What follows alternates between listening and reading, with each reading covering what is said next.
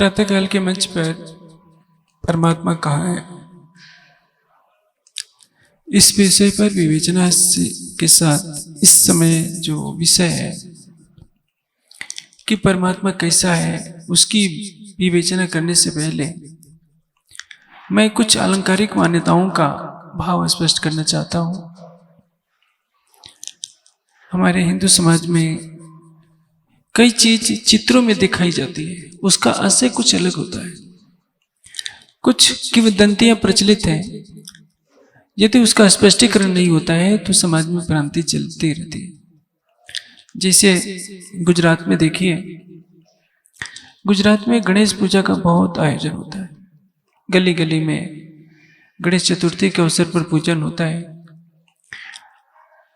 और हमारे पौराणिक हिंदू समाज में क्या कहा जाता है कि भगवान शिव किस पर चलते हैं? बैल पर। उनके गले में सर्पों की माला है, त्रिशूल रखते हैं। गणेश जी किस पर चलते हैं? चूहे पर चलते हैं। हनुमान जी बंदर हैं। ऐसी ऐसी कई मान्यताएं हैं। और भोला भाला जनसमूह भी श्रद्धा के वशीभूत मान लेता है कि सचमुच ऐसी बात है। उसका वास्तविक सूक्ष्म अर्थ होता है जो हमें जानने योग्य है। पहली बात जो आपको मैं कहना चाहूंगा कि आमतौर पर जो रामायण सीरियल भी आपने देखा होगा, तो रामायण उस सीरियल के बनाने वाले रामानंद सागर जी भी उसी मान्यता को ढोते हुए दिखाई देते हैं जिसमें हनुमान जी को बंदर बनाया गया है। अब विचार कीजिए कि 5 श्रेष्ठ कन्याओं में बाली की पत्नी तारा की गिनती होती है। अनसुईया, अत्रि ऋषि की पत्नी थी अनसुईया, मंदोदरी, तारा, सावित्री। और जैसी विश्व की सर्वश्रेष्ठ 5 सुंदर कन्याओं में तारा आती है जो बाली की पत्नी थी। यहां जितने भाई लोग बैठे हैं, क्या बाग में घूमने वाले किसी बंदर से आप अपनी पुत्री का विवाह करने के लिए राजी होंगे? कभी नहीं। हनुमान जी केरला के राजा पवन के पुत्र थे और पूरे गुजरात में उनसे सुंदर कोई भी व्यक्ति नहीं होगा, ये बात समझिए। वानर एक क्षत्रिय जाति का नाम है। जैसे राजपूतों का एक वर्ग होता है, उनके नाम के आगे सिंह लगाया जाता है। तो क्या सभी क्षत्रिय सिंह थोड़े होते हैं? सिंह एक गुण है। उसी तरह से वानर एक गुण है। वानर का अर्थ क्या होता है? वने वनम भगवान वानर प्राणे वित्ति, वन के कंद मूल फल फूल खाने वाले जो श्रेष्ठ शाकाहारी पुरुष होते हैं उनको वानर कहा जाता है। जैसे कई के आगे नाग शब्द जुड़ता है तो ऐसा अर्थ नहीं है कि वो सचमुच सर्प होते हैं। जो आजकल सरनेम चलता है उसी तरह से प्राचीन काल में परंपरा थी। नर्मदा से लेकर दक्षिण तक वानर साम्राज्य था, कन्याकुमारी तक। और उधर दक्षिण के कुछ हिस्सों से लेकर लंका, ऑस्ट्रेलिया, अफ्रीका सब में असुर साम्राज्य था। हिमालय में देव साम्राज्य माना जाता था। और उधर गंगा यमुना के मैदान, झेलम के मैदान में आर्य साम्राज्य माना जाता था। आर्यों से जो कोई अपराध करता था उसको दक्षिण के गर्म वाले भागों में निष्कासित कर दिया जाता था। वे वनों में रहने लगे थे और उन्होंने अपना साम्राज्य बना लिया था। तो इससे क्या समझिए कि वे भी हमारे और आपकी तरह मानव थे। जब राम ऋषिमुख पर्वत पर विचरण कर रहे थे तो उन्होंने लक्ष्मण से कहा कि देखो लक्ष्मण, यह जो हनुमान आया था हमारी परीक्षा लेने के लिए, क्योंकि वहां बाली नहीं आ सकता था। सुग्रीव ने भेजा था हनुमान को कि जाकर देखो ये दोनों राजकुमार कौन है, कहीं बाली ने तो मुझे मारने के लिए नहीं भेजा है। हनुमान जी ब्राह्मण का वेश धारण करके आते हैं, बातचीत करते हैं। जब वे लौट जाते हैं तो राम कहते हैं कि देखो लक्ष्मण, यह हनुमान इतने बड़े विद्वान हैं कि इन्होंने एक शब्द भी अशुद्ध उच्चारण नहीं किया। यह हनुमान वेद और व्याकरण का प्रकांड विद्वान है। आप सोचिए, आप किसी बंदर से वेद के मंत्र का उच्चारण करवा सकते हैं? जब राम और सुग्रीव का विवाह होता है तो हनुमान जी पुरोहित बनकर हवन करवाते हैं। और तो और बाली के मरने के बाद सुग्रीव का राज्य अभिषेक होता है, अंगद को उत्तराधिकारी बनाया जाता है राज्य के। और वाल्मीकि रामायण में तो स्पष्ट लिखा है कि जो कृष्णकंधा थी वहाँ बाली साम्राज्य की राजधानी, उसमें 8-8 मंजिल के भवन थे। मुझे नहीं लगता कि यहाँ पर आपके गांव में 8 मंजिल का कोई भवन होगा। क्या बंदरों को ये कला मालूम हो गई कि 8-8 मंजिल के भवन बनाए, वेद शास्त्र पढ़े, उनका राज्याभिषेक हो, वो हवन करें? वो हमारी और आपकी तरह मानव थे। वानर नाम की एक क्षत्रिय जाति ही है, वो गुण पर निर्भर करती थी। जैसे जो सिंह की तरह लड़ने में बहादुर हो, वो क्षत्रिय अपना नाम रखने लगे। जो वनों में रहते थे उन्होंने अपने नाम के आगे वानर शब्द जोड़ लिया था। इसलिए ऐसा नहीं समझना चाहिए कि हनुमान जी की पूंछ थी। हनुमान जी हमारे आपसे अधिक बुद्धिमान थे, हमारे से आपसे अधिक सुंदर थे, और वे केरला के राजा पवन के पुत्र थे। उनकी माता का नाम अंजना था। एक बात आप कहेंगे कि रामायण में तो दिखाया गया है कि हनुमान की पूंछ में आग लगा दी गई, उन्होंने पूरी लंका को जला दिया। आग लगना एक मुहावरा है। जैसे कोई व्यक्ति ऐसा आश्चर्यजनक कार्य कर जाए तो पूरे समाज में खलबली मच जाती है, वह बात बिजली आग की तरह फैल जाती है। जब आग लगती है तो एक मकान से दूसरे मकान तक आग फैलती जाती है। सारी लंका में यह बात तेजी से फैल गई आग लगने की तरह कि कैसे शत्रु का एक व्यक्ति सारी सुरक्षा व्यवस्था को तोड़कर अशोक वाटिका में आता है, अक्षय कुमार को मारता है, पूरी अशोक वाटिका को तहस नहस करता है और लंका और सीता का भी पता लेता है।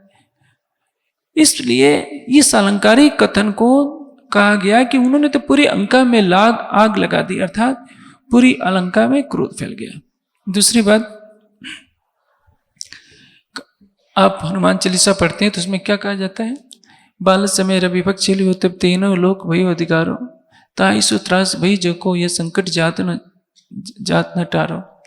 तो कि हनुमान जी को निगल लिया था। आपको जानते हैं ये सूर्य जो है पृथ्वी से 13 लाख गुना बड़ा है। 13 लाख गुना बड़े को पेट में कैसे निकला जाता है? ये अलंकारिक कथन है। जैसे कोई व्यक्ति किसी ग्रंथ के पन्ने पन्ने को एक एक शब्द को याद कर लेता है तो अलंकार में क्या कहा जाता है? ये तो पूरी किताब को ही पी गए। विवेकानंद की स्मरण शक्ति ऐसी थी कि पुस्तकालय से कई कई किताबें ले जाते थे और अगले दिन पढ़कर लौटा देते थे। यह विदेश की घटना है। जो लाइब्रेरियन था उसको बहुत बुरा लगा कि यह सन्यासी जब देखो तब इतनी मोटी मोटी किताबें ले जाता है और अगले दिन लौटा देता है। उसने एक दिन पूछ ही लिया कि आप इतनी किताबें दिखाने के लिए ले जाते हो कि पढ़ते भी हो? विवेकानंद जी ने मुस्कुराते हुए कहा कि जहां से पूछना हो पूछ लो। अब यही बात हुई। उन्होंने जहां जहां पूछा विवेकानंद जी ने उस पेज का पैरा तक बता दिया कि देखो यहाँ ये बात लिखी। इसको कहते हैं किताब को पी जाना। उसी तरह से हनुमान जी ने पूरे जो सूर्य विज्ञान है, सूर्य विज्ञान का अर्थ क्या होता है? पूरी पृथ्वी पर ऊर्जा का अक्षय स्रोत कौन है? सूर्य। जम्मू में एक महात्मा, हो सकता है अभी है कि नहीं है, 10 वर्ष पहले हुए थे, वो प्रातःकाल सूर्य की ऊर्जा लिया करते हैं। सूर्य के प्रकाश से जैसे सोलर पैनल में ऊर्जा ले ली जाती है, वो सवेरे सवेरे नग्न शरीर करके प्रातःकाल धूप का सेवन करते हैं और पूरे 24 घंटे और कुछ नहीं खाते। कभी बहुत आवश्यकता पड़ी थोड़ी सी छाछ का सेवन करते हैं। इसका कारण क्या? वो सूर्य का प्रकाश ही तो वनस्पतियों में जाता है, वहीं से उनका भोजन बनता है, तो सीधे लेने की प्रक्रिया है। इसी तरह से सूर्य विज्ञान से आज देखते हैं कि वैज्ञानिकों ने सूर्य के प्रकाश में सोलर पैनल से उड़ने वाला विमान बनाया, सूर्य के प्रकाश से गाड़ियां चल रही हैं। तो हनुमान जी इस सूर्य विद्या में निपुण थे, इसलिए कहा जाता है कि वह सूर्य को ही निकल गए थे। ये सूर्य तो 14 करोड़ 98 लाख किलोमीटर दूर है और पृथ्वी से 13 लाख गुना बड़ा है, जो किसी मानवीय शरीर के लिए निकल जाना संभव नहीं। उसी तरह से क्या कहा जाता है कि अगस्त ऋषि ने 7 समुद्रों को पी लिया था। यह भी अलंकारिक वर्णन है। पौराणिक मान्यता वाले यही कहते हैं कि देखिए, अगस्त ऋषि ने समुद्र का अपराध देखा और उसको दंडित करने के लिए समुद्र को पी गए, क्योंकि समुद्र टिटेरी के अंडों को बाहर ले गया था। और कहा जाता है कि लोग शंका कर दिया तो देखिए समुद्र का पानी खरा है, तर्क भी ऐसा रख दिया। समुद्र को पीने का अर्थ क्या है? अगस्त ऋषि ने समुद्र में देश देशांतर यात्राएं करके वेदों के ज्ञान को फैलाया था, इसलिए अलंकारिक रूप में कहा जाता है कि इन्होंने पूरे 7 समुद्रों को ही पी लिया था। ये सभी अलंकारिक हैं, ऐसा मत समझिए कि सचमुच में कोई समुद्र पीता है या समुद्र को निगल जाता है या हनुमान जी बंदर थे। ऐसे ही कहा जाता है कि भगवान शंकर जी किस पर चलते हैं? बैल पर चलते हैं। आप अपने लिए 20 लाख की, 25 लाख की, 50 लाख की गाड़ी लेते हैं और शंकर जी जिनको कहते हैं कि परमात्मा है, उनको आप बैल पर बैठा देते हैं। आज आप बैल पर बैठकर घूमेंगे तो दुनिया क्या कहेगी? शिव किसको कहते हैं? जो कल्याणकारी परमात्मा है। इसका उत्तर वेद में ढूंढना पड़ेगा। वेद में क्या कहा गया है? वेद तो छोड़िए, वेद में तो एक अलंकारिक कथन है, चत्वारि सिंगा त्रयो सुपादा द्वे शीर्षे सप्तहस्तो, वो अलग प्रसंग है। धर्म के 4 चरण होते हैं। धर्म के लक्षणों को किस रूप में माने? श्रुति, स्मृति, सदाचार और स्वच्छ प्रियमात्मना, ये 4 धर्म के लक्षण हैं। धर्म रूपी बैल पर ही परमात्मा विराजमान होता है। परमात्मा क्या है? सत्य है। जो सत्य है वही धर्म है। और धर्म के 4 चरण होते हैं। उसकी परीक्षा कैसे लेंगे? पहला तो वो वेद का कथन हो। कोई व्यक्ति कितना भी महान ज्ञानी हो, तपस्वी हो, किंतु वेद के विपरीत कहता है तो उसकी बात नहीं माननी चाहिए। दूसरा स्मृति। स्मृति कहते हैं धर्मशास्त्र को। मनीषियों ने, ऋषि मुनियों ने जो वेदों का चिंतन करके जो कुछ लिखा है उसके अनुकूल हो, क्योंकि जो समाधिस्थ महापुरुष होते हैं कभी मिथ्या बात नहीं लिखते। तीसरी बात है सदाचार के अनुसार हो। श्रुति, स्मृति, सदाचार। ऐसा कोई भी कार्य नहीं करना चाहिए जिसमें सदाचार की मर्यादा का उल्लंघन होता हो। और चौथा है स्वच्छ प्रियमात्मना, अपनी अंतरात्मा की पुकार के अनुकूल हो। कोई भी कार्य है, आप अपनी अंतरात्मा की पुकार सुनिए निष्पक्ष हृदय से, तो वह धर्म का लक्षण होता है। यदि आप चोरी करने जाएंगे तो आपके अंदर से आवाज आएगी कि नहीं, ये गलत कार्य है, तुम्हें नहीं करना। धर्म रूपी इस प्रकार धर्म रूपी बैल के ये 4 पैर होते हैं। उस पर विराजमान कौन होता है? कल्याणकारी परमात्मा। शिव का अर्थ क्या होता है? जो सबका कल्याण करता है। नमो संभवाय च, मोयो भयाय च, महेश्वराय च, शंकराय च, शिवाय च, शिवतराय च। वेद में क्या कहा गया है? जो सबका कल्याणकारी परमात्मा, उसको शिव कहते हैं। वो किस पर विराजमान होगा? धर्म रूपी बैल पर, सत्य पर ही परमात्मा विराजमान होता है। इसलिए उपनिषदों में क्या कहा गया है? सत्यम ज्ञानम अनंतम ब्रह्म। जो सत्य है, ज्ञान स्वरूप है, हर दृष्टि से अनंत है, वह ब्रह्म है। और वो किस पर विराजमान होगा? धर्म रूपी बैल पर। इसलिए परमात्मा की सवारी किस पर कही गई है? बैल पर। ये न समझिए कि कोई बैल पर भी चलता है। ये सब कुछ अलंकारिक वर्णन है। इन अलंकारिक कथनों को न समझने के कारण संसार यही समझता है कि शंकर जी देखो, वो तो बैल पर चला करते हैं, उनके पास एक त्रिशूल रहता है, गले में सर्प लगे रहते हैं। ये क्या दर्शाता है? त्रिशूल क्या है? त्रिशूल में 3 नोकें होती हैं। 3 नोकों में क्या है? त्रिशूल क्यों रखते हैं?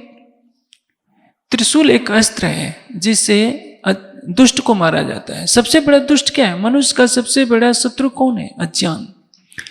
अज्ञान क्या है? अज्ञान रूपी राक्षस को मारने के लिए शंकर जी के पास एक त्रिशूल है। और उस त्रिशूल में 3 नोकें हैं जो ज्ञान, कर्म और उपासना के प्रतीक है। त्रिशूल में डमरू रखा हुआ है। डमरू क्या है? वो उस ज्ञान, कर्म, उपासना की ध्वनि को उद्घोषित करने वाला शस्त्र है। अर्थात वो डमरू बता रहा है जिसने ज्ञान, कर्म और उपासना रूपी जहाज पर सवार हो गया, ज्ञान, कर्म, उपासना रूपी 3 नोकों वाली भक्ति का सहारा ले लिया, वह व्यक्ति प्रकृति के तीनों गुणों सत्व, रज, तम से परे होकर आनंद में विहार करता है। इसलिए तो उनके मस्तक पर चंद्रमा दिखाया गया है। चंद्रमा क्या है? चंद्रमा प्रियदर्शी होता है। चंद्रमा आनंद का बोधक होता है। चंद्रमा का अर्थ ब्रह्म होता है। इसलिए उसमें से गंगा निकलती है, प्रेम और आनंद की गंगा निकलती है। गले में सर्प क्या है? जो सचमुच ज्ञान और कर्म उपासना का सहारा लेगा, वह काम, क्रोध, मद, लोभ और 6 रुपयों को बस में करके, वैसे ही जैसे गले में सर्प है लेकिन काट नहीं सकता, जो जिसके हृदय में ज्ञान की ज्योति जल रही है, कर्म, धर्म के अनुकूल कर्म कर रहा है, उपासना में लगा हुआ है, उस व्यक्ति को कभी भी काम, क्रोध, लोभी विकारों के शत्रु काट नहीं सकते। ये अलंकारिक कथन है। आप सचमुच मान लेते हैं कि गले में सर्प लटकाए रखते हैं, ऐसा करते हैं, तो ये उचित नहीं होता है। एक और चीज, जैसे हनुमान जी की ये गणेश जी की सवारी क्या है? चूहा। चूहा तो बेचारा 1 किलो का वजन नहीं उठा पाएगा। गणेश जी का शरीर तो बहुत भारी है। ये अलंकारिक वर्णन है। जब मनुष्य स्थूल से सूक्ष्मता की तरफ चलेगा तो क्या करेगा? आपको 1 किलो कोयला दे दिया जाए, पत्थर का कोयला, तो आप क्या करेंगे? 5-6 लोगों का भोजन बना सकते हैं। इससे अधिक काम नहीं करेगा। किंतु उसको परमाणु शक्ति में यदि आप बदल देते हैं तो कई महीने का, कई वर्षों तक आप कार को चला लेंगे। उसकी शक्ति लाखों गुना बढ़ जाती है। गणेश जी को देवताओं में बुद्धि का देवता माना जाता है। किस लिए? वो संकेत करता है। एक पौराणिक कथा है कि एक बार देवताओं में बहस छिड़ गई कि हमारे अंदर सबसे अधिक बुद्धिमान कौन है। सभी देवता अपने अपने वाहन पर चले। बेचारे गणेश जी क्या करते? वो चूहे के पर बैठते तो चूहा कहाँ तक घूम कर आता। जो उसमें शर्त रखी गई कि जो पृथ्वी की सबसे पहले परिक्रमा करके आएगा उसी को सबसे अधिक बुद्धिमान माना जाएगा। गणेश जी ने क्या सोचा कि मैं कैसे चलूंगा। उन्होंने अपने माता पिता की प्रदक्षिणा की और सबसे आगे आकर बैठ गए। जब सभी देवता आते हैं तो कहते हैं कि गणेश जी, तुम तो पृथ्वी घूमने ही नहीं गए और यहाँ सबसे पहले आकर बैठ गए हो। गणेश जी ने कहा कि देखिए, माता का स्थान पिता से बड़ा होता है, माँ का स्थान पृथ्वी से बड़ा है और पिता का स्थान आकाश से ऊंचा है। मैंने अपने माता पिता की परिक्रमा कर ली, पूरी पृथ्वी की परिक्रमा कर ली। देवताओं को यह बात जच गई और उन्होंने इस बात को माना। इसलिए गणेश जी को हमेशा बुद्धि का देवता माना जाता है। कितने भारी भरकम शरीर वाले होते हुए भी छोटे से चूहे पर सवारी करते हैं। ऐसा नहीं समझना कि सचमुच वो चूहे पर सवारी करते हैं। गणेश जी इतने बुद्धिमान थे कि उन्होंने यान बनाया था जिसका नाम था मूषक यान, और वे लोक लोकांतरों में भ्रमण किया करते थे। आजकल के साइंटिस्ट जो भी यान बना रहे हैं, भारद्वाज ऋषि का लिखा हुआ बृहद विमान शास्त्र है जो आजकल मिलता है, और सरसवा के पुस्तकालय में भी एक ग्रंथ रखा हुआ है। वैज्ञानिक उसी ग्रंथ का आधार लेकर शोध कर रहे हैं कि किस तरह से प्राचीन काल में भारत में विमान बनाए जाते थे जो सूर्य की धूप से चलते थे, और किस तरह गुरुत्वाकर्षण के कारण विमान का वजन कम हो जाता था, जिससे भारी से भारी वस्तु भी उस विमान पर रखकर चली जाती थी। आप सोचेंगे कि जब मर्यादा पुरुषोत्तम राम पुष्पक विमान से चले तो ऐसा नहीं तो 8-10 को लेकर ही गए होंगे। वानरी सेना के बहुत बड़ी संख्या उनके साथ गई थी, और लंका के राजा रावण से युद्ध करना इतना सरल कार्य नहीं था। छोटे छोटे सैनिकों की सहायता से, थोड़ी सैन्य 1000-2000 की सेना से रावण से मुकाबला नहीं हो सकता था। राम उतनी सेना के साथ, बड़े बड़े सेना के नायकों के साथ अयोध्या आते हैं। कैसे? यह रहस्य का विषय है। इसलिए आध्यात्मिक क्षेत्र में हमें अपनी अंतरात्मा की पुकार सुनने का अवश्य प्रयास करना चाहिए। संसार में किंवदंतियां फैल जाती हैं कि यह बात है, ये बात है। हमें मानव तन मिला है, बुद्धि और विवेक से सत्य को जानने का प्रयास करना चाहिए। इसी तरह से एक बात आती है, सरस्वती माता को किस पर बैठाया जाता है? हंस पर। हंस का वाहन क्या है? श्वेत। अब ये अलंकारिक वर्णन है। सरस्वती को देखिए, ब्रह्मा जी को देखिए, इनका वाहन श्वेत हंस है। श्वेत रंग किसका प्रतीक है? सत्वगुण का। लाल रंग किसका प्रतीक है? रजोगुण का। और काला रंग किसका प्रतीक है? तमोगुण का। यदि आपको ज्ञान के क्षेत्र में पदार्पण करना है, ज्ञान के क्षेत्र में सर्वोपरि स्थान प्राप्त करना है, तो आपको सात्विक बनना पड़ेगा। इसलिए ये सरस्वती के सारे वस्त्र श्वेत होते हैं, उनका वाहन भी श्वेत होता है। कभी भी कोई देवी देवता ऋषि मुनि काले वस्त्रों का प्रयोग क्यों नहीं करता? क्योंकि वो तमोगुण का प्रतीक माना जाता है। देवी देवताओं के सभी वस्त्र या तो गुलाबी होते हैं, लाल होते हैं, पीले होते हैं या श्वेत वस्त्रों में होते हैं। काला रंग तमोगुण का प्रतीक होता है। रावण को देखिए, कंस को देखिए, हमेशा काले वस्त्रों का प्रयोग करेंगे। तो ये सब कुछ अलंकारिक वर्णन है। मेरे कहने का ऐसे क्या है, हमारे समाज में जो अलंकारिक तथ्य आ जाते हैं, जनमानस सोचता है कि सचमुच ऐसा ही है, लेकिन उनका सूक्ष्म अर्थ होता है, मानो तन मिला है सच्चिदानंद परमात्मा को पाने के लिए। अन्य सभी योनियां भोग योनियां है।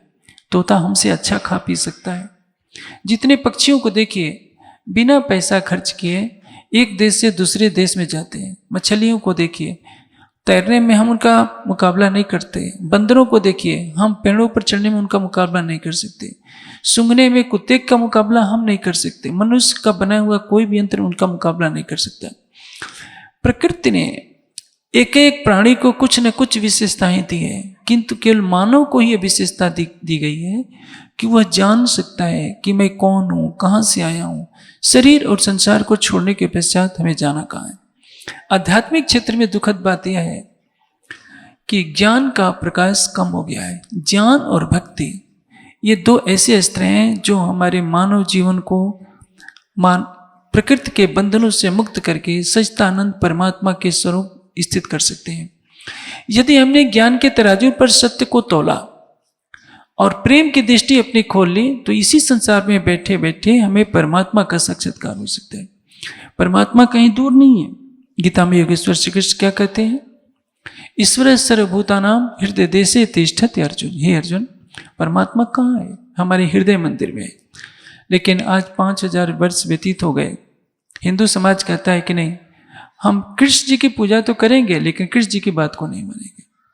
कृष्ण जी ने 6 अक्षर अक्षरातीत का भेद कहा, ये भी कहा पुरुषा स परः पार्थ भक्त्या लभ्यतु अनन्या।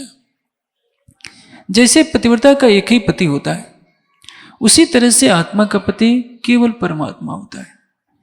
और इसलिए जब तक एकनिष्ठ प्रेम की भक्ति न की जाए, एकनिष्ठ प्रेम की भक्ति का तात्पर्य क्या है? परिवार में जो पतिव्रता पत्नी होती है वो देवर से भी स्नेह रखती है, जेठ का भी सम्मान करती है, ससुर का भी सम्मान करती है, बच्चों को भी प्यार देती है, पड़ोसियों से भी अच्छे संबंध बनाती है, लेकिन अपने पति का स्थान किसी को नहीं देती। उसी तरह से वेद शास्त्र का कथन क्या है? जिसमें भी महान गुण हो उसका हम सम्मान करें। मर्यादा पुरुषोत्तम राम को देखिए, संसार में ऐसा कोई भी व्यक्ति नहीं है जो धर्म की मर्यादा का उनके जैसा पालन करे।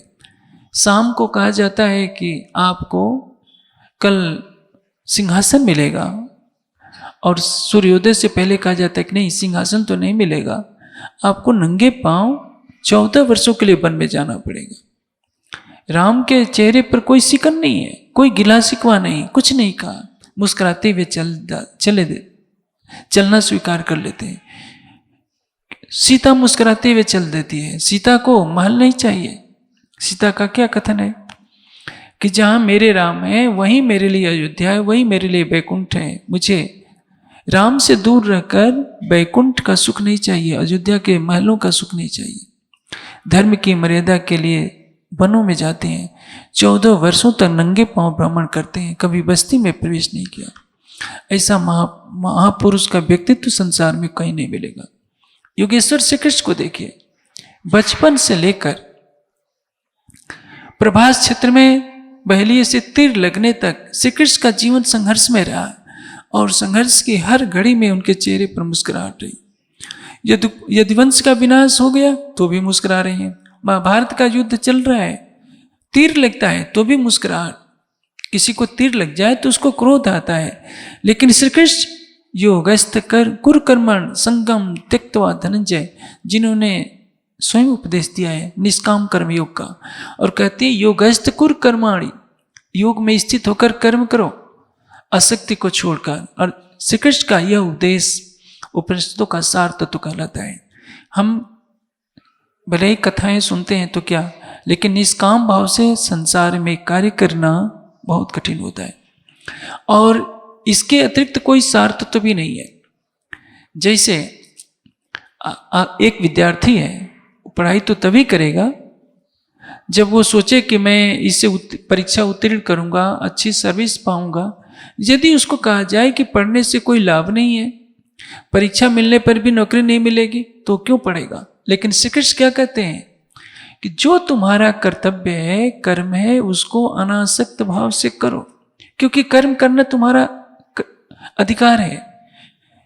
कर्मण्य एवं अधिकारस्ते मां फलेषु कदाचन, अर्जुन कर्म में तुम्हारा अधिकार है, इसलिए फल की इच्छा से रहित होकर जो तुम्हारा कर्तव्य है अनासक्त भाव से करो। यह उपदेश कौन देता है? योगेश्वर श्री कृष्ण।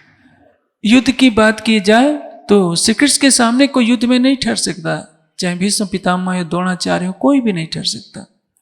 लेकिन जब वो बांसुरी बजाते हैं तो सारा ब्रह्मांड नाचता है।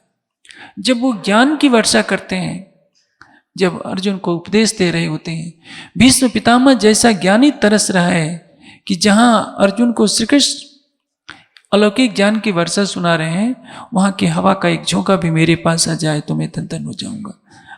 ऐसे महापुरुष के गुणों का सम्मान कीजिए। भगवान शिव को देखिए, वो हिमालय की गुफा में बैठे हैं, उनके पास 1 लाख तो क्या 5,000 भी रुपये नहीं है हमारे आपकी तरह। आपके पास पैसा होता है तो क्या करते हैं? बैंक बैलेंस करते हैं। कहीं जाना होता है तो कुछ भोजन साथ रखते हैं। उनके पास कुछ नहीं है, चारों तरफ बर्फ के पहाड़ हैं, दिन रात समाधि में लगे। किसको पाने के लिए? उस सर्वशक्तिमान परमात्मा को पाने के लिए। महेश्वर तंत्र में एक श्लोक आता है, अस्मिन् अज्ञान पाथोद वयम ब्रह्मा आदियोपि बुद्ध आकारताम प्राप्ता तद इच्छा वाई जम्बृता। हे उमा, इस अज्ञानता के मोह सागर में मैं और ब्रह्मा आदि देवता एक पानी के बुलबुले के समान अस्तित्व रखते हैं और उसी परमात्मा की कृपा रूपी वायु से बने रहते हैं। ये कौन कह रहा है? भगवान शिव कह रहे हैं। आगे कहते हैं कि परमात्मा कौन है यह जानने के लिए मैंने 5,000 दिव्य वर्षों की समाधि लगाई, और उस समाधि में मैंने ईश्वर से सुना, जो अलौकिक ज्ञान सुना, 6 अक्षर से परे उत्तम पुरुष अक्षरातीत का। ईश्वर ने सदाशिव से सुना और सदाशिव ने अक्षर ब्रह्म से जो ज्ञान की धारा को ग्रहण किया, उसको मैं तुम्हें सुना रहा हूं। जैसे आजकल वीडियो कॉलिंग हम आप करते हैं, वैसे ही समाधि में शंकर जी भी बैठे हैं, उधर ईश्वर भी बैठे हैं, उधर सदाशिव भी बैठे हैं। सदाशिव को जो अनुभूत हो रहा है अक्षर ब्रह्म से, उन्होंने ईश्वर को दिया, ईश्वर ने शिव को दिया, और शिव ने उमा को सुनाया, जो महेश्वर तंत्र में जो नारद पंचरात्र के अंतर्गत आता है, उस अलौकिक ज्ञान को सुना। आज हिंदू समाज अमरनाथ के गुफा को दर्शन करने के लिए तो जाता है, लेकिन यह नहीं जानता कि इसका महत्व क्या है। वस्तुतः वहाँ शंकर जी ने उमा को वह अमर कथा सुनाई थी। अमर कथा किसको कहते हैं? जिसके सुनने से मनुष्य अमर हो जाए। अमर होने का तात्पर्य शरीर तो नष्ट होगा, लेकिन जन्मने और मरने का चक्र जो छूट जाए, जन्म और मृत्यु का चक्र समाप्त हो जाए, उसको अमरत्व प्राप्त करना कहते हैं। वेद ने क्या कहा है? तमेव विदित्वा मृत्युमेति नान्या पंथा विदिते अनाय। उस परमात्मा को जानने के बाद ही मृत्यु के बंधन से छूटा जा सकता है, अन्य किसी भी प्रकार से नहीं। आप कुछ भी कर लीजिए, कितने साल जीवित रहेंगे? 1000 साल? संभव नहीं है। मान लीजिए कि रावण ने दिव्य औषधियों के प्रयोग से, जिसको अमृत कहा जाता है, अपनी उम्र 2200 वर्ष कर ली थी, लेकिन रावण का तो पतन हुआ। केवल जो परमात्मा तत्व को जानते हैं, संसार में 7 चिरंजीवी व्यक्ति हैं, वो खाने पीने से जीवित नहीं रहे, योग बल से जीवित रहे। अश्वत्थामा है, बलि है, व्यास है, विभीषण है, हनुमान जी है, परशुराम है, इनको चिरंजीवी कहा जाता है। ये कल्प के अंत तक जीवित रहेंगे, सूक्ष्म शरीर से भ्रमण करते रहते हैं। जो पंचभूतों पर विजय प्राप्त कर लेते हैं, वो वृद्धावस्था और मृत्यु को भी जीत लेते हैं। मेरे कहने का आशय क्या है? यह मानव तन मिला है सच्चिदानंद परमात्मा को प्रत्यक्ष देखने के लिए, जानने के लिए, और इस परमात्मा को जानने के लिए हमें अपने हृदय को पूर्णतया निष्पक्ष बनाना पड़ेगा। यदि हम सांप्रदायिक कट्टरता के शिकार हो जाते हैं तो सत्य हमसे छूट जाएगा। कपिल जी ने क्या कहा है? जैसे भौरा अनेक फूलों से पराग चूसता है, उसका लक्ष्य पराग होता है, वो जिद नहीं पकड़ता कि नहीं मैं केवल कमल का ही चूसूंगा या गेंदे का ही चूसूंगा। जहां से मिल जाए, केवड़े का मिल जाए या जिसका भी मिल जाए, उसका पराग वो चूस लेता है। उसी तरह से मनुष्य को अपने ज्ञान की झोली को खाली रखनी चाहिए। कहीं से भी अमृतमय ज्ञान की वर्षा मिलती हो, उसको ग्रहण कीजिए, वेद के प्रमाणों से उसको तौलिए, शास्त्र के प्रमाणों से तौलिए, अपनी अंतरात्मा की पुकार सुनिए। यदि वो सत्य लगता है तो उसको ग्रहण कीजिए। आप जिस पथ पर चल रहे हैं उसमें धर्मानुकूल कोई बात लगती है जो ये मिथ्या नहीं है, वेद के कथन के अनुसार, धर्म की मर्यादा के कथन के अनुसार, तो सत्य के ग्रहण करने और सत्य के छोड़ने में मनुष्य को हमेशा सन्नद्ध रहना चाहिए। अभी मैं उस विषय पर आता हूं कि परमात्मा कैसा है। देखिए, इस संबंध में 3 विचारधाराएं हैं। एक विचारधारा कहती है कि परमात्मा केवल साकार है। साकार कहने का तात्पर्य क्या है? इस मान्यता के मानने वाले मनुष्यों का कथन है कि परमात्मा अनंत गुण वाला है, सौंदर्य का सागर है, प्रेम का सागर है, ज्ञान का सागर है। तो उसी रूप में उसको मानने लगे। जैसे भगवान राम को दुनिया परमात्मा को मानने लगी, हनुमान को मानती है, ये बुद्ध को मानती है, योगेश्वर श्री कृष्ण को मानती है, शिव को मानती है। भगवान और परमात्मा में थोड़ा सा अंतर होता है। 6 गुण होते हैं। 6 गुण: ज्ञान, वैराग्य, शक्ति, ऐश्वर्य, शील और शक्ति। ये 6 गुण जिस महापुरुष में है उसको भगवान कहते हैं। भगवान का अर्थ क्या होता है? जिसको हमेशा स्मरण में लिया जाए। जिन महापुरुषों में 6 गुणों का अस्तित्व होता है उनको श्रद्धापूर्वक सारा संसार भगवान कहता है। आप भगवान राम के आगे आप राम, मर्यादा पुरुषोत्तम राम को भगवान कहिए, बिल्कुल सही है। शंकर जी को भगवान कहिए, योगेश्वर श्री कृष्ण को भगवान कहिए, बुद्ध को कहिए, व्यास जी को कहिए, सब चलेगा। किंतु गीता में योगेश्वर श्री कृष्ण क्या कहते हैं कि परमात्मा उत्तम पुरुष अक्षरातीत है। तो जो परमात्मा की जिन्होंने कल्पना की, स्वरूप की कल्पना, उसमें एक विचारधारा कहती है कि केवल साकार है, एक विचारधारा कहती है कि केवल निराकार है, और एक विचारधारा कहती है कि है तो निराकार लेकिन जब चाहता है भक्तों के कल्याण के लिए साकार में परिवर्तित हो जाता है। 3 विचारधाराएं संसार में प्रचलित हैं। हम इसकी थोड़ी सी समीक्षा करते हैं। देखिए,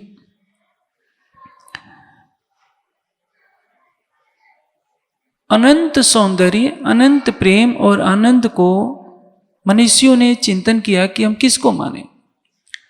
तो जो भी महापुरुष सृष्टि में हुए, भगवान शिव को देखा, मर्यादा पुरुषोत्तम राम को देखा, अपने अपने इष्ट को सबने उसी स्वरूप में देखा। निराकार वाली विचारधारा क्या है? यह विचारधारा कहती है कि जो सर्वोच्च होगा उसके लिए सर्वव्यापक होना आवश्यक है, क्योंकि परमात्मा सभी प्राणियों के कर्मों का फल देता है, और जो सर्वव्यापक होगा तभी तो जानेगा कि कौन क्या कर रहा है। जैसे सीता का अपहरण हो जाता है, रावण ले जाता है, तो भगवान राम को सुग्रीव की सहायता से सभी दिशाओं में वानर भेजने पड़ते हैं, पता लगाने के लिए बताओ सीता क्या है, कहाँ है। क्योंकि सीता का पता चलाए बिना सत्य का निर्णय नहीं हो सकता था। अब जो परमात्मा है वो अणु परमाणु में भी उसकी सत्ता होगी। कोई व्यक्ति कलकत्ते की सड़क पर घूम रहा है, कोई कार उसको टक्कर मारती है, हम तो यहाँ बैठे बैठे नहीं देख सकते, लेकिन परमात्मा देखता है। हम लोहे की 7 दीवारों के अंदर भी कोई पाप करते हैं तो परमात्मा उसको देख रहा होता है। इस विचारधारा ने यह कहा कि परमात्मा सूक्ष्म से सूक्ष्म है, सर्वव्यापक जो होगा वही सर्वज्ञ होगा। एक देशी व्यक्ति कभी सर्वज्ञ नहीं हो सकता। जैसे रसिया में क्या हो रहा है हम भारत में बैठे बैठे तो नहीं देख सकते, ये तो एक पृथ्वी की बात है। अनंत ब्रह्मांडों में जो हो रहा है, किस ब्रह्मांड में क्या हो रहा है, हमारी पृथ्वी जैसी 10 लाख पृथ्वियां जिस पर मनुष्य रहते हैं, तो ये तो केवल हमारी इस आकाश गंगा में है, और सृष्टि में हमारी आकाश गंगा जैसी करोड़ों आकाश गंगाएं हैं। तो सोचिए करोड़ों पृथ्वियों में असंख्यों प्राणियों का वास है। इस पृथ्वी पर ही केवल 8 अरब मनुष्य रहते हैं। 8 अरब मनुष्य 5 स्टार होटल में क्या कर रहे हैं, गुफा में क्या कर रहे हैं, कौन क्या कर्म कर रहा है, 24 घंटे कौन देखभाल करेगा। वही जो सर्वव्यापक होगा, जिसकी दृष्टि इतनी अनंत हो कि उससे कोई छिप न पाए, और जो सर्वव्यापक होगा उस परमात्मा को तो अखंड भी सिद्ध करना पड़ेगा। इसलिए जो अखंड होगा वो क्या करेगा, सूक्ष्म से सूक्ष्म व्यापक होगा। जो सूक्ष्म से सूक्ष्म होगा वही अखंड रह सकता है, स्थूल पदार्थ कभी अखंड नहीं हो सकता। मनुष्यों ने क्या सोचा कि जब महाप्रलय होता है तो पहले किसका नाश होता है, पृथ्वी तत्व का, उसके बाद जल तत्व का, उसके पश्चात अग्नि का, वायु का, और तब आकाश का नाश हो जाता है, और तब अहंकार का नाश होता है। अहंकार के बाद महत्त्व का नाश होता है, और कारण प्रकृति में सब कुछ जगत समाप्त हो जाता है। परमात्मा को आकाश से भी यदि सूक्ष्म मानते हैं, महत्त्व कारण प्रकृति से सूक्ष्म मानते हैं, तभी तो वह अखंड बना रहेगा। और इसलिए इस विचारधारा ने क्या माना कि उसके हाथ पैर नहीं है। श्वेतास्तर उपनिषद में एक श्लोक आता है, अपाणि पादो, परमात्मा के हाथ और पैर नहीं है। जवनो ग्रहीता पश्यत अचक्षु, उसके हाथ नहीं, पैर नहीं, नेत्र नहीं, कान नहीं, लेकिन अपाणि पादो जवनो यवनो गहिता पश्यत चक्षु स श्रोणोति कर्ण स वेति वेद्यम न च अस्ति वेद्यम। वो सबको जानता है लेकिन उसको कोई नहीं जानता। वो हाथ पैर वाला न होकर भी सब जगह है। ऐसी कोई वस्तु नहीं है जिसमें उसकी सत्ता कार्य नहीं कर रही हो। ये उपनिषदों का कथन है। उपनिषदों ने एक जगह क्या कहा है, एको देवा सर्वभूतेषु गुणा, सभी प्राणियों में एक ही परमात्मा विद्यमान है। सर्वव्यापी सर्वभूतांतरात्मा, सर्वत्र व्यापक है और सभी प्राणियों की आत्मा है। कर्माध्यक्ष, कर्मों का अध्यक्ष है। सर्वभूत अधिवासा, सभी प्राणियों का वास स्थल है। साक्षी चेता केवलो निर्गुणच, सबके मन में होने वाले सभी विचारों को वो जानता है। और कैसा है, निर्गुण, शब्द से परे है, स्पर्श से परे है, रूप से परे है, रस से परे है, गंध से। उसका कोई रूप नहीं, उसको आंखों से देखा नहीं जा सकता, जो उसको हाथों से छुआ नहीं जा सकता, कानों से उसकी आवाज नहीं सुनी जा सकती। इस विचारधारा ने क्या कहा कि परमात्मा केवल निर्गुण है। निर्गुण का अर्थ जो प्रकृति के गुणों से रहित है। लेकिन इसमें एक रहस्य छिपा हुआ है। सगुण को साकार मान लेना और निर्गुण को निराकार मान लेना उचित नहीं है। देखिए, सगुण का अर्थ क्या होता है, जिसमें परमात्मा में अनंत गुण है, इसलिए उसको सगुण कहते हैं। अनंत ज्ञान है, अनंत प्रेम है, अनंत शक्ति है। लेकिन यह तो नहीं कहा गया कि वो त्रिगुणात्मक है, पंचभूतात्मक है। इस सृष्टि में कोई भी महापुरुष होता है, चाहे सृष्टि के प्रारंभ में ब्रह्मा जी प्रकट हुए, शंकर जी प्रकट हुए, या कोई भी जितने अवतार होते हैं 5 तत्वों का ही तो शरीर धारण करते हैं। इसलिए जो 5 तत्वों से परे है, सत्व रज तम तीनों गुणों से परे है, मन चित्त बुद्धि अहंकार से परे है, वो क्या होता है? निराकार होता है। जो 5 तत्वों में आता है उसको साकार कहते हैं। लेकिन सगुण का अर्थ क्या होता है? जो अनंत गुणों वाला है। इसी प्रकार निर्गुण का अर्थ होता है, निराकार नहीं, निर्गुण का अर्थ होता है जो शब्द स्पर्श रूप रस और गंध, जो प्रकृति के ये 5 गुण हैं, इनसे परे होता है, वो दिव्य रूप वाला होता है। उसके प्रकाश में प्रकाश तो है लेकिन वो चेतन प्रकाश है। अब तुलसीदास जी ने क्या कहा है? तुलसीदास जी कहते हैं कि बिनु पग चलत सुनत बिन काना, बिना पैर के चलता है। बिनु पग चलत सुनत बिन काना, कर बिन कर्म करे विधि नाना। हाथ नहीं है लेकिन सभी कार्य करता है। आनन रहित सकल रस भोगी, उसके मुख नहीं है किंतु वो सभी रसों का भोग करता है। बिन वाणी वक्ता पर जोगे, उसके वाणी नहीं है लेकिन उससे अधिक ज्ञान कहने वाला कोई नहीं है। पहले उन्होंने क्या माना? निराकार परमात्मा है, लेकिन वही आगे कहते हैं कि वही निराकार परमात्मा विश्व ये भगवान राम के रूप में सृष्टि के कल्याण के लिए अवतरित होते हैं। देखिए, परमात्मा का स्वरूप हमेशा एक जैसा रहता है, उसमें कभी परिवर्तन नहीं होता। साकार और निराकार दोनों प्रकृति के रूप हैं। ये जो संसार दिखाई दे रहा है, सूरज चंद्रमा सितारों का ये संसार, ये क्या है? साकार है। जब प्रलय होगा तो निराकार प्रकृति में कारण प्रकृति में लीन हो जाएगा, और जब सृष्टि होती है तो निराकार रूप कारण प्रकृति से यह साकार जगत बनता है जो आंखों से दिखाई देता है। प्रकृति के स्वरूप में परिवर्तन होता है, आत्मा के स्वरूप में कभी परिवर्तन नहीं होता, परमात्मा के स्वरूप में कभी परिवर्तन नहीं होता। आजकल ध्यान के बारे में बहुत सी बातें चल रही हैं। कोई कहता है कि जब हम ध्यान करते हैं तो बहुत प्रकाश दिखता है, सूरज जैसा दिखता है, कोई कहता है कि चंद्रमा जैसा दिखता है, कोई कहता है हीरे जैसा दिखता है। तो जानते हैं ये क्या है? ये जो प्रकाश आप देख रहे हैं, ये किसी को मन का प्रकाश दिखता है, किसी को चित्त का, किसी को बुद्धि का प्रकाश दिखाई देता है। हमारे जीव में इतना अधिक प्रकाश है कि 16 सूर्यों के तेज के बराबर इसका प्रकाश है, क्योंकि वो चेतन है। चेतन जीव जब हमारे शरीर में है, उसमें 16 सूर्यों का प्रकाश है तो लाखों चंद्रमा की शीतलता भी होगी। परमात्मा इनसे भी परे है। जो त्रिगुणातीत पदार्थ होते हैं उसको मन से बुद्धि से कभी भी व्यक्त नहीं किया जा सकता है। मन बुद्धि से जो परे है वही तो आत्मा है और परमात्मा है। हमारा मन किससे बना है? माया से। हमारी बुद्धि किससे बनी है? माया से। मन से जो मनन किया जाता है, बुद्धि से जिसकी विवेचना की जाती है, वो परमात्मा नहीं है। हम मन और बुद्धि से केवल सोच लेते हैं कि परमात्मा को साकार बना दें, परमात्मा को निराकार बना दें, किंतु परमात्मा क्या है? न उसको साकार की परिधि में रख सकते हैं, न निराकार की परिधि में रख सकते हैं।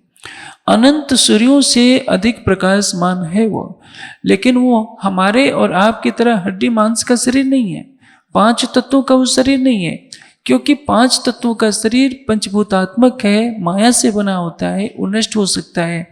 और परमात्मा का स्वरूप क्या होता है? चिद्घन, आनंद की राशि है, प्रेम की राशि है, सौंदर्य की राशि है। इसलिए शिष्ट के बंधनों में उसको नहीं बांधने के कारण संसार ये इस तरह की बातें कही जाती हैं। जो परमात्मा है, साकार निराकार सभी द्वंद्वों से परे है। पुराण संहिता में क्या कहा गया है कि जो परमात्मा है उसको किसी भी शब्द से प्रकट नहीं किया जा सकता। बिंदुनाथ कलातीतम ब्रह्म अक्षरम उदायितम। ब्रह्म को कैसे प्रयोग करेंगे? एक बिंदु भी रख देंगे तो ये नहीं कह सकते कि यही ब्रह्म है। किसी ध्वनि से प्रकट नहीं कर सकते, किसी मात्रा भी कर देंगे तो परमात्मा को उससे व्यक्त नहीं किया जा सकता।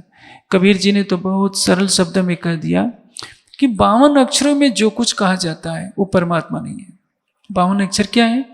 16 स्वर और 36 व्यंजन, ये 52 अक्षर होते हैं। 52 अक्षरों में ही सारा ज्ञान कहा जाता है। आशय क्या है कि परमात्मा शब्दों की परिधि से परे है। ये तो वाचो निवर्तन्ते अप्राप्य मनसा सा। परमात्मा क्या है? वाणी से परे है और मन से वो प्राप्त नहीं होता। जो मन और वाणी से परे है वही परमात्मा है, और उसके स्वरूप को हम संसार में दृष्टांत देकर नहीं दे सकते। यदि हम कहते हैं कि परमात्मा सूरज के समान है, तो सूरज तो जड़ है, परमात्मा चेतन है। सूरज क्या है? अग्नि तत्व का रूप है। परमात्मा को 5 तत्वों के किसी रूप से तुलना नहीं कर सकते। कह देंगे कि बिजली की चमक के समान उसका तेज है, तो बिजली की चमक क्या है? वो भी जड़ है, वो भी अग्नि तत्व है। परमात्मा चेतन है। यदि परमात्मा में करोड़ों सूर्यों का तेज है, तो अरबों चंद्रमा की शीतलता है, अनंत फूलों की सुगंधी है। इसलिए वह विलक्षण स्वरूप है। माया के किसी भी पदार्थ से उसकी तुलना नहीं की जा सकती है। इसलिए तो उसको नेति नेत कहा। नेति नेत का अर्थ क्या होता है? ऐसा नहीं, ऐसा नहीं। तुलसीदास जी क्या कहते हैं? नेति नेत जय वेद निरूपा। नेति नेत का अर्थ क्या? ऐसा नहीं, ऐसा नहीं। यदि कहा जाए कि क्या परमात्मा सूरज के समान है, तो वेद कहते हैं कि नहीं, ये सूरज तो जड़ है, परमात्मा चेतन है। इसलिए वेद में एक मंत्र में कहा गया है शुक्र ज्योति। शुक्र ज्योति किसको कहते हैं? जिसको अरबी में नूर कहते हैं, उसी को वेद की भाषा में शुक्र ज्योति कहते हैं, शुक्र कहते हैं। उसी को गायत्री मंत्र में वरेण्यम भर्गः कहते हैं। अभी हमारे समाज में एक प्रचलन हो गया है गायत्री मंत्र के नाम पर गायत्री देवी की कल्पना की।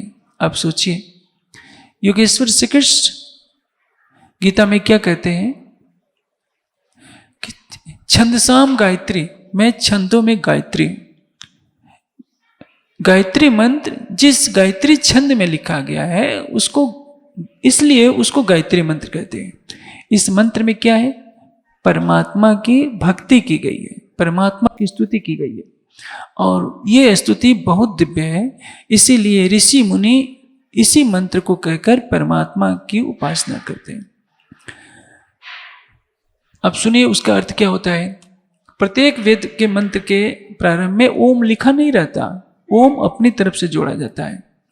भूर व स्व का अर्थ क्या होता है? सतचित और आनंद।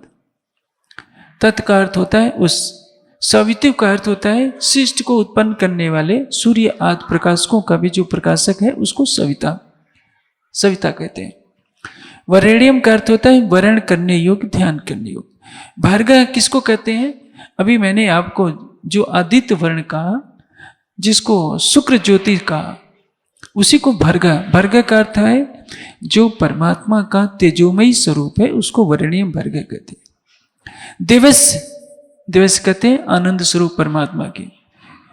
उस सतचित आनंद स्वरूप सृष्टि को उत्पन्न करने वाले सूर्य आदि प्रकाशकों के भी प्रकाशक, अति आनंद स्वरूप परमात्मा का जो तेजोमयी आनंदमयी स्वरूप है, उसको हम धारण करें। हे परमात्मा, हमारी बुद्धि को उत्तम गुण कर्म स्वभाव में धिया योनः प्रचोदया, प्रेरित करें। इसमें तो कहीं किसी देवी की स्तुति नहीं है। गायत्री छंद है, गायत्री छंद में वो प्रार्थना लिखी है, इसलिए उस मंत्र को गायत्री मंत्र कहते हैं। लोक परंपरा में क्या कहा जाता है कि गायत्री देवी वेदों की माता है। आप बताइए, पहले बेटा पैदा होगा कि पहले माँ पैदा होगी? माँ से ही तो पुत्र पैदा होगा। इसलिए 6 बार गायत्री मंत्र वेद में लिखा हुआ है। तो वेद ने गायत्री मंत्र को पैदा किया है, न कि गायत्री मंत्र ने वेद को पैदा किया। ये अलंकारिक वर्णन है, और इसको न समझने के कारण एक भ्रांति चली गई कि गायत्री कोई देवी है और उसने वेदों को प्रकट किया है। परमात्मा की जो ज्ञान शक्ति है उससे वेद प्रकट हुए हैं। इसलिए गीता में भी योगेश्वर श्री कृष्ण क्या कहते हैं? ब्रह्म अक्षर समुद्भवम, वेद को अविनाशी ब्रह्म से उत्पन्न हुआ समझो। इसलिए जो वेद का कथन होता है सबको स्वीकार होता है। कोई कितना भी ऋषि मुनि विद्वान है, वेद के कथन को अन्यथा नहीं कर सकते। अब हमें क्या करना है? देखिए, योग दर्शन में समाधि का वर्णन है। आजकल तो गली गली में भी ध्यान की प्रक्रिया अच्छी चल रही है और यह शुभ लक्षण है। यदि मनुष्य अपने इंद्रियों को बहिर्मुखी करना बंद कर दे, अंतर्मुखी करे, उसको सत्य ज्ञान का प्रकाश मिल जाए, तो अंतर्मुखी होने की प्रवृत्ति उसको चरम तक ले जाने में सक्षम हो सकती है। लेकिन आंखों पर पट्टी बांध करके यदि कोई व्यक्ति कितनी भी देर तक पत्थर लेकर फलों से लदे वृक्ष पर पत्थर मारे, हो सकता है कभी कोई फल गिर जाए, लेकिन अंधेरे में निशाने लगाने की तरह रहेगा, क्योंकि वो उसकी आंखों पर पट्टी बांधी रहेगी। इसलिए ध्यान करने से पहले यह जानना जरूरी है कि परमात्मा कौन है। सभी ग्रंथ शास्त्र क्या कहते हैं? एकम एव अद्वितीयम, परमात्मा एक है, उसके जैसा न कोई था, न है, न कभी होगा। वेद ने क्या कहा? न द्वितीयो न तृतीयो न चतुर्थो उच्यते, परमात्मा 2 3 4 नहीं है, एक है और उसकी बराबरी कोई नहीं हो सकता। इसलिए उस एक सच्चिदानंद परमात्मा का बोध करें। गीता कहती है कि मात्र उत्तम पुरुष अक्षरातीत ही परमात्मा है। उस उत्तम पुरुष अक्षरातीत का ज्ञान करें, जिसके लिए योगेश्वर श्री कृष्ण कहते हैं यस्मात् क्षरात् अतीतो हम, जिस क्षर से परे अक्षर है, अक्षरात् अपि च उत्तमा, और अक्षर से भी जो परे उत्तम पुरुष अक्षरातीत है। वेदे च लोकेस्मिन् प्रार्थिता पुरुषोत्तमा, जो वेद में और संसार में पुरुषोत्तम कहा जाता है, क्षर अक्षर से परे उत्तम पुरुष अक्षरातीत का ज्ञान ग्रहण करें। कहाँ है, कैसा है, ये जाने। प्रकृति से परे त्रिपाद ऊर्ध्वोदयित पुरुष, जिसको वेद ने कहा है हद पार बेहद है, बेहद पार अक्षर, अक्षर पार वतन है, जागिए घर। हम हद और बेहद को छोड़कर परम धाम की तरफ चलें, जिसके लिए मैंने सवेरे भी कहा था, ऋषियों ने बार बार कामना की है कि अस्तो मां सद्गमे, तमसो मां ज्योतिर्गमे, मृत्योर मां अमृतम गमे। और हम उस निजानंद के पथ पर चलें जो हमारी आत्मा के धाम हृदय में विराजमान होता है। प्रेम और आनंद का सागर हमारी आत्मा के धाम हृदय में विराजमान है, जिसके लिए आज से लाखों वर्ष पहले डिंडिम घोष के साथ याज्ञवल्क्य ने कहा था, यह आत्मन तिष्ठत अंतरो यम आत्मा न वेद, जो आत्मा के अंदर अंतर्यामी रूप से है, किंतु प्रकृति का आवरण पड़े होने से आत्मा को उसका बोध नहीं होता। हम ध्यान में बैठे यह तत्व जाने कि प्रकृति से परे कैसे होंगे। कारण प्रकृति निराकार मंडल को पार किए बिना कोई बेहद में प्रवेश नहीं कर सकता, और बेहद में प्रवेश, बेहद को उल्लंघे बिना कोई परम धाम का साक्षात्कार नहीं कर सकता। गीता में योगेश्वर श्री कृष्ण जिस परम धाम की तरफ संकेत करते हैं कि जहाँ सूर्य नहीं चमकता, विद्युत नहीं, अग्नि नहीं, जहाँ के कण कण में केवल परब्रह्म का प्रकाश है, परब्रह्म की लीला है, परब्रह्म का आनंद है, उसको जानने के लिए हम उस निजानंद योग पद्धति का अनुसरण करें, जिसमें प्रकृति से परे होकर, साकार और निराकार की परिधि से परे होकर उस सच्चिदानंद परब्रह्म के धाम, स्वरूप और लीला को जाना जाता है। यही मानव जीवन का उद्देश्य है, और सबको चाहिए, हर व्यक्ति को चाहिए कि अपनी अंतरात्मा की पुकार सुने, धर्म ग्रंथों की पुकार सुने। धर्म ग्रंथ जिस सच्चिदानंद परब्रह्म के धाम, स्वरूप और लीला को दर्शा रहे हैं, सांप्रदायिक खींचातान में वह ज्ञान लुप्त हो गया है। मानव जीवन का लक्ष्य है कि उस अतुल्य ज्ञान की खोज करके सच्चिदानंद परब्रह्म के प्रति अपनी आत्मा का प्रेम जोड़े। प्राणनाथ जी की तारतम्य वाणी उसी सत्य को उजागर करती है, और वह कहती है कि हमारे जीवन का उद्देश्य क्या है। इतनी पूर्ण प्रकट परब्रह्म यदि हम अपने आत्मचक्षुओं को खोल लें तो यही इस मानव तन से बैठे बैठे उस सच्चिदानंद परमात्मा का साक्षात्कार कर सकते हैं। यहाँ जो भी धर्म प्रेमी सज्जन ने जो आध्यात्मिक ज्ञान चर्चा का लाभ उठाना चाहते हैं, हमारी SPGIN जो YouTube चैनल है उसमें 1000 घंटों से अधिक प्रवचन है, आप उसको सुनिए। हमारे देवराम भाई जी के पास जो भी साहित्य आप चाहेंगे, वेद से संबंधित, उपनिषदों से संबंधित या अन्य धर्म ग्रंथों से संबंधित, प्राणनाथ जी की वाणी से संबंधित आपको सत्य ज्ञान का प्रकाश मिलेगा। मैं आशा करता हूँ कि आप अपने सत्य ज्ञान की जिज्ञासा को बढ़ाएंगे, क्योंकि वेदांत का पहला सूत्र है अथातो ब्रह्म जिज्ञासा। यदि आपके पास जिज्ञासा नहीं है, आप गंगा की धारा में ही केवल बहना सीखें तो कहाँ जाएंगे? समुद्र में जाएंगे। लेकिन यदि आपने सत्य को पाने के लिए आपने संघर्ष की प्रक्रिया अपना ली, तो आप हिमालय के उस शिखर से निकलेंगे जहाँ से गंगा की पवित्र धारा निकलती है। सत्य को पाना ही मानव जीवन का लक्ष्य है, और इसी पर आपकी सफलता की कहानी लिखी जा सकती है। मैं सभी से आशा करूँगा कि आप लोग सत्य की खोज में रहेंगे और आध्यात्मिक ज्ञान की प्यास मिटाकर अपने जीवन को धन्य करेंगे।